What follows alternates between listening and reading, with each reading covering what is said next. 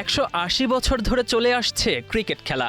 কালের বিবর্তনে সময়ের সাথে বদলেছে খেলাটার ধরন, নিয়মকানুন। শতবর্ষী এই খেলায় আবারও নতুন করে ৭৩টি পরিবর্তন ও সংশোধন এনেছে ক্রিকেটের আইন প্রণেতা মেরিলেবোন ক্রিকেট ক্লাব বা এমসিসি। পরিবর্তনের শুরুটা ক্রিকেটারদের ব্যাট থেকে। জুনিয়র ক্রিকেটে বৈধ লেমিনেটেড ব্যাট এখন থেকে ব্যবহার করা যাবে আন্তর্জাতিক ক্রিকেটে। এর ফলে ব্যাটের ক্রমবর্ধমান মূল্য নিয়ন্ত্রণে আনা সম্ভব বলে মনে করে এমসিসি।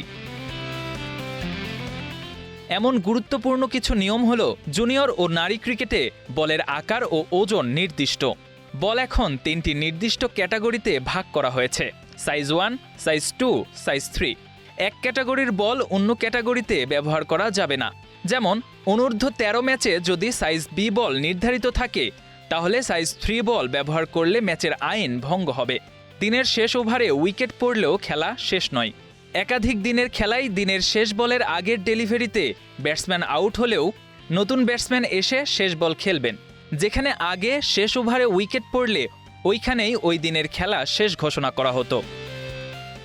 সংক্ষিপ্ত রান বা শর্ট রানের পরিষ্কার ব্যাখ্যা: কোনো ব্যাটসম্যান যদি ইচ্ছা করে শর্ট রান নেয়, তবে তার শাস্তি হিসেবে 5 রান জরিমানার আইন আছে। এমনকি পরের বলে কোন ব্যাটসম্যান স্ট্রাইকে থাকবেন সেটিও ফিল্ডিং দল ঠিক করবে। তবে ভুলবশত রান পূর্ণ না করলে কোনো শাস্তি নেই। বাউন্ডারি লাইনে বানি হপ ক্যাচ ধরার নতুন কৌশল: মাঠের বাইরে গিয়ে মাত্র একবার বল স্পর্শ করা যাবে, তারপর পুরোপুরি মাঠের ভেতরে এসে ক্যাচ সম্পন্ন করতে হবে। যেমন ফিল্ডার বাউন্ডারির বাইরে লাফ দিয়ে একবার বল ছুঁয়ে আবার মাঠে ঢুকে ক্যাচ ধরলে আউট, কিন্তু 2 বার ছুঁলে আউট হবে না।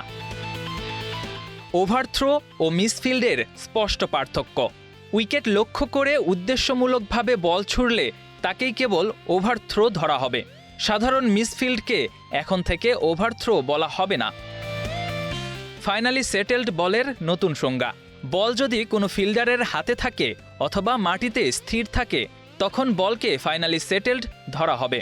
যেমন বল ফিল্ডারের হাতে থাকলে ব্যাটসম্যান আর অতিরিক্ত রান নিতে পারবে না। উইকেট কিপারের অবস্থান নিয়ে শিথিলতা: বোলার দৌড় শুরু করার সময় কিপারের গ্লাভস স্ট্যাম্পের সামনে থাকতে পারবে, কিন্তু বল ছাড়ার মুহূর্তে তা অবশ্যই স্ট্যাম্পের পেছনে নিতে হবে।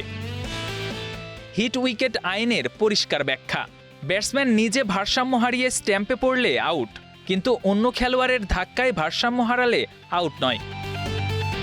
বলের সম্পূর্ণ নিয়ন্ত্রণ: শুধু বল ছোঁয়া যথেষ্ট নয়, ফিল্ডারের সম্পূর্ণ নিয়ন্ত্রণ থাকতে হবে। যেমন বল হাতের মধ্যে এসে সাথে সাথে পড়ে গেলে ক্যাচ নয়, ফিল্ডার বল ধরে নিয়ন্ত্রণে রাখতে পারলে ক্যাচ হবে। 2026 সালের 1 অক্টোবর থেকে এসব পরিবর্তন কার্যকর হবে। পরিবর্তনের অন্যতম প্রধান কারণ ক্রিকেটকে অপেশাদার ক্রিকেটারদের জন্য সাশ্রয়ী ও সহজলভ্য করা। KM Sony, star news.